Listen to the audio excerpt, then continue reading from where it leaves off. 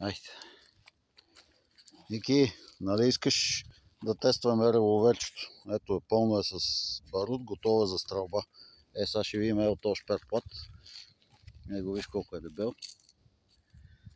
Сега ще го пробваме да видим дали ще ти хареса попаденията. Това ще не дърпа, бе. Капсите нещо. Нещо запъват тия, също ми харесват. Ето ти го, Ники. Специално за тебе. Нали си фен? Айде гледай сега какво става тук.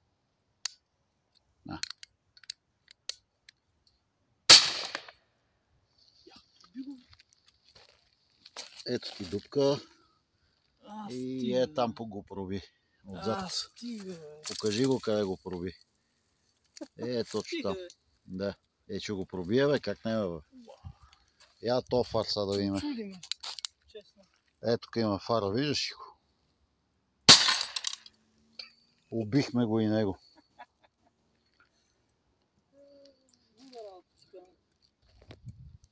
Тук има едно алуминиево профилче. Само се чудим откъде ще... Не, мана ги стъклата.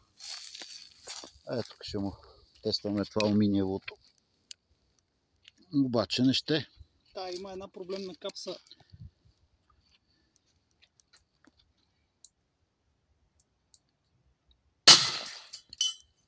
Черното от него. Скъсало е. Ето виж, тук малко го е деформирало, не мога. 30 на джава си има просто. Обаче сега го замерваме да видим какво ще покаже. 0. Нищо. Това е толкова цакане. Те ще да ги видиш всичките да си върват като хората. Той си гърми като фолърк. Звука си е като нормална фолърка.